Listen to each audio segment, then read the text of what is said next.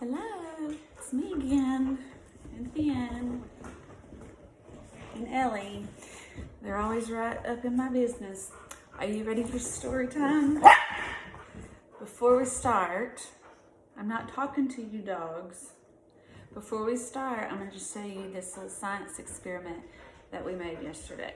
Oh, and by the way, it's pajama day, so I hope you're in your pajamas.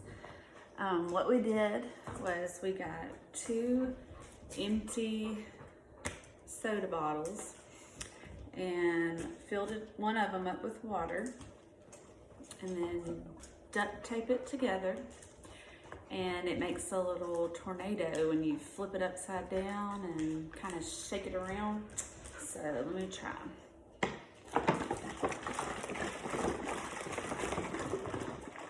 See the tornado? Isn't that cool? And then you just flip it and do it again.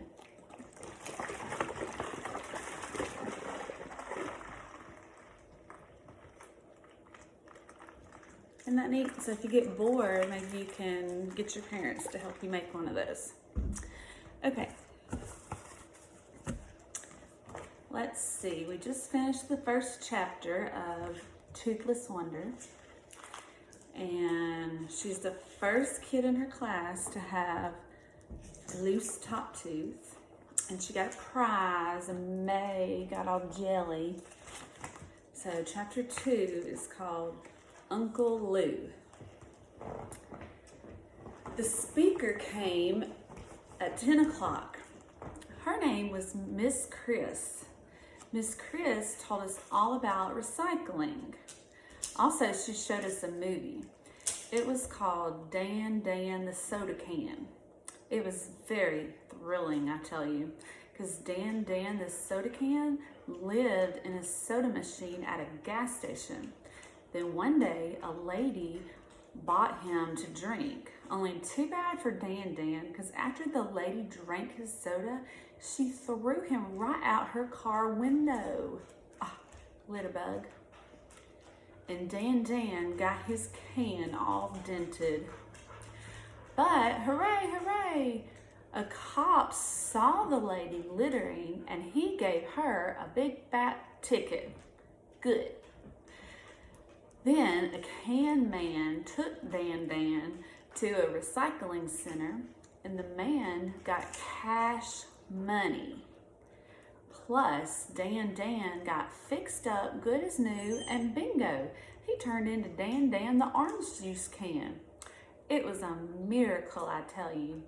Room 1 clapped and clapped at that happy ending. Then Miss Chris passed around stickers of Dan the soda can for us to stick to our shirts. And the stickers said, "Recycling makes sense."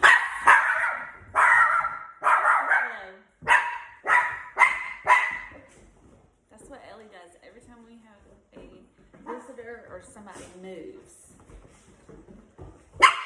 All right, recycling makes sense, and the sense is spelled like the money sense, because some places will actually give you money to recycle your cans. Sense sounds like sense, and that is a good one, I think. After that, all of us went to lunch and recess, and we were still in happy moods. On the playground, Jose and Lenny and Shirley asked to see my loose tooth. Then pretty soon, the other children wanted to see it too.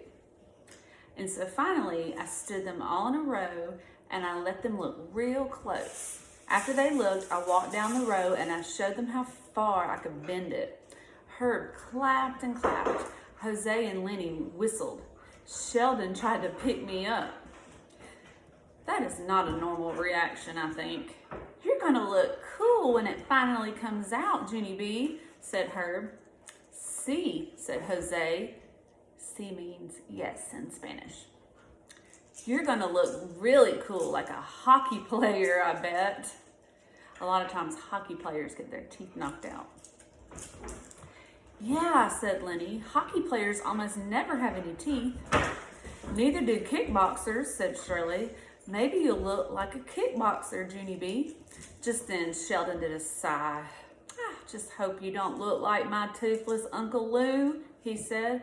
My toothless Uncle Lou never brushed or flossed, and then all his teeth fell out. I made a sick face. Sheldon shrugged. Well, it's not like he's totally toothless, he said. He still has one bottom tooth left.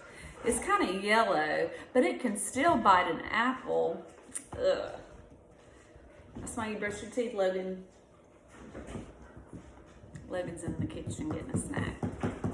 You can come say hey in a minute to my class if you want to. After that, Sheldon walked away. I watched him go. Then I sat down in the grass and I tried not to think of toothless Uncle Lou. After school, me and Herb rode the bus home together. We sit with each other every single day, except not on Saturdays or Sundays or weekends. Me and Herb talked about lots of stuff on the bus, only today I didn't feel like talking hardly, because I was still upset about looking like Uncle you-know-who. I slumped down in my seat, very glum. What if I look like a weirdo, I said. Huh, Herb? What if I look like toothless Uncle Lou? Herb patted me. Don't worry, you won't, probably. Ellie's chewing on Finn's bone that she stole. I kept on worrying.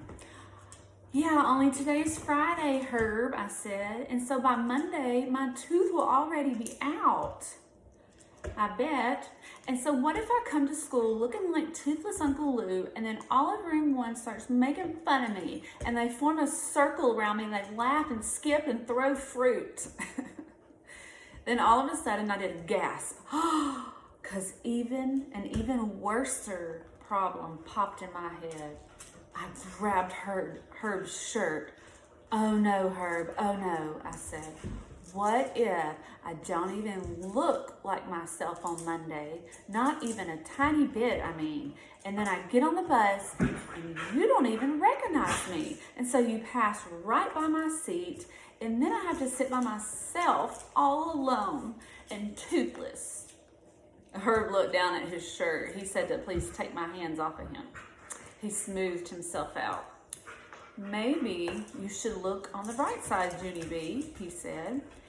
Even if all of that bad stuff happens, which it won't, probably, you'll still end up with a bunch of money from the tooth fairy, right? And that's good, isn't it?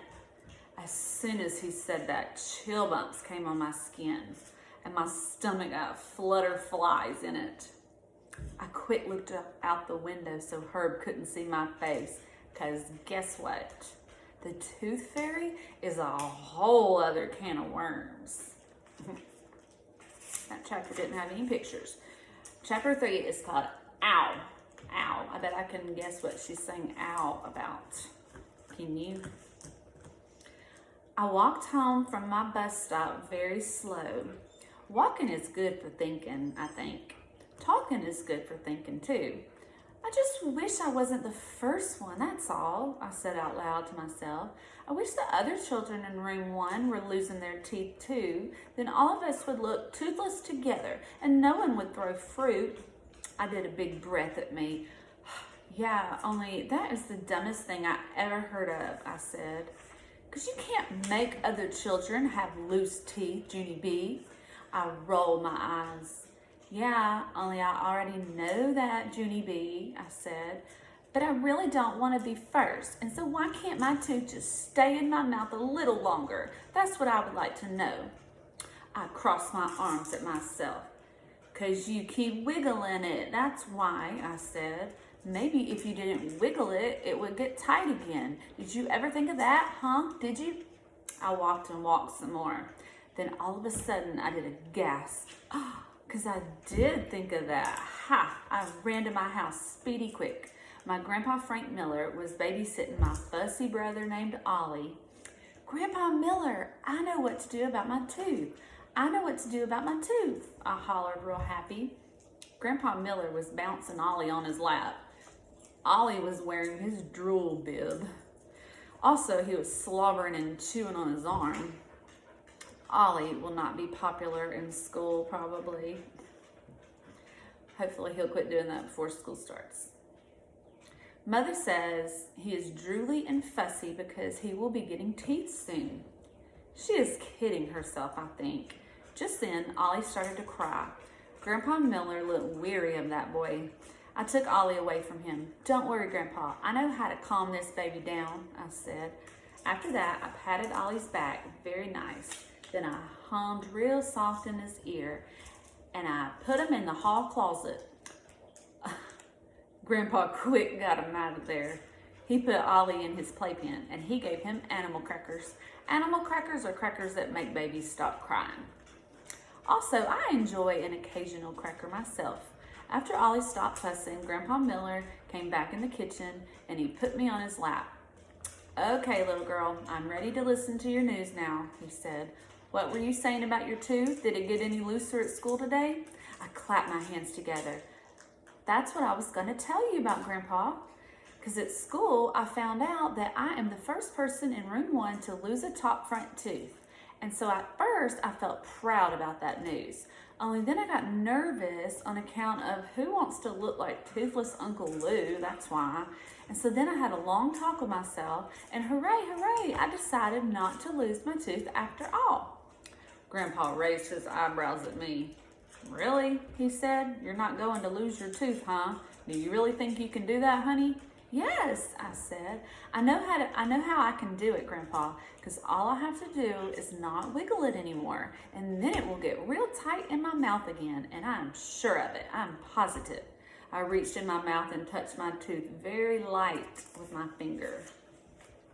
Yep, I said, I can feel it. It's tighter already. I opened my mouth and pointed. See it, Grandpa? See how tight it's getting? Grandpa Miller squinted his eyes. Gee, honey, I don't know, he said. It still looks pretty loose to me. Then, without even asking, he reached in my mouth and he started to wiggle it. No, I yelled. No, no, no. I snapped my mouth shut. Ow, said my grandpa. And he quick pulled out his finger. Ow, I said right back, because I felt a pinch, that's why. I poked all around my tongue. Something did not feel right in there. My heart started to pound very fast. I held my breath. Then I opened my mouth kind of sickish, and I spit my tooth right into my hand. Ruh-roh. My kids always had interesting ways of losing their teeth. When Charlie lost her first tooth, it was when we were in line to see Santa Claus at the Bass Pro Shop. And she was, I think, 4. And she just went, here, Mama, here's my tooth. And I had to put it in my pocket so she could see Santa Claus. And then Austin, one time when we were at Cracker Barrel, he was talking and his tooth fell out on the table at Cracker Barrel. It's kind of gross, but. All right, you want me to read one more chapter? Okay, I'll read one more. And it's chapter 4 is called Freako. Uh-oh, I hope they're not calling her a freak. I ran and ran all over the house. Oh no, I shouted. Oh no, my Grandpa Frank Miller knocked my tooth out. My Grandpa Frank Miller knocked my tooth out. Grandpa ran after me. No, I didn't. Of course I didn't, Jenny B, he said. Your tooth came out when you bit down on my finger. I kept running and shouting. I look like Uncle Lou. I look like Uncle Lou. Help, help. I look like Uncle Lou. I zoomed to the front door and opened it wide. 911, 911, my tooth's knocked out, my tooth's knocked out. Grandpa quick picked me up and carried me back inside. She's a little dramatic. I know some little girls like that. Then he took me to the bathroom and he gave me a paper cup with water. Rinse and spit, he said. I did what he said. Only that's when the worstest thing of all happened, because my spit water turned pink. I did a gasp at that sight. Blood, blood, there's blood in my spit, I hollered some more. Grandpa Miller covered his ears. Please, Junie B, stop the screeching. After that, he took an aspirin. Plus, also, he ate 2 Tums. I kept on rinsing and spitting. Then finally, my spit water turned regular. Whew, I said. That was a close one. I was almost out of blood. Grandpa bent down next to me and smiled. Well, let's have a look, he said. I opened my mouth for him. He did it. He looked in and did a chuckle. Then he lifted me up to the mirror so I could see too. I quick closed my mouth again because I was nervous to see myself, of course. My tongue felt my tooth hole. It felt roomy in there. Well, said Grandpa Miller, aren't you going to look, honey? It looks cute, Junie B. It really does. My heart pounded and pounded. Then, fast as a wink, I opened my lips and I did a little peek at my mouth. I quick closed my eyes again.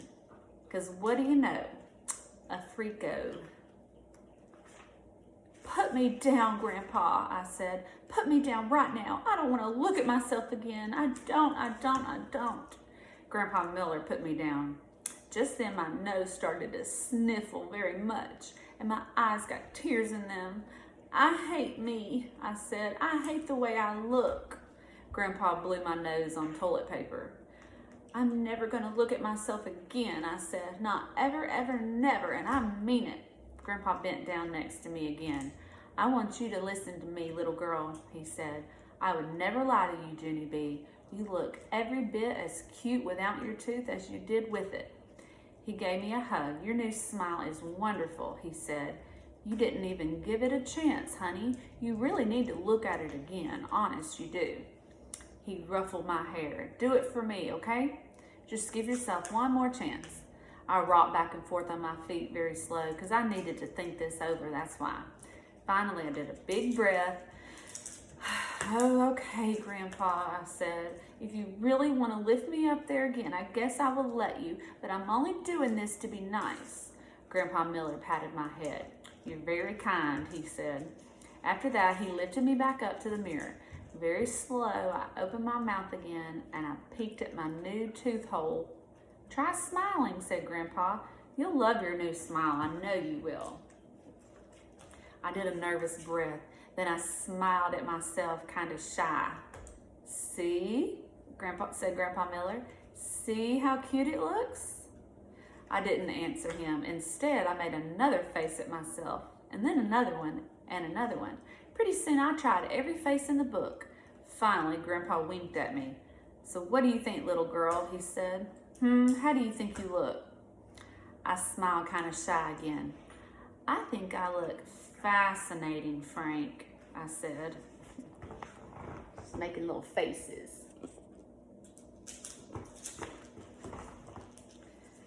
Grandpa Miller put me back on the floor and he went into the kitchen and he got a stool and he brought it back to the bathroom. He helped me up to the top step. I stared at myself till Mother came home. And that's the end of the chapter. So you'll have to wait till tomorrow to find out what happens next.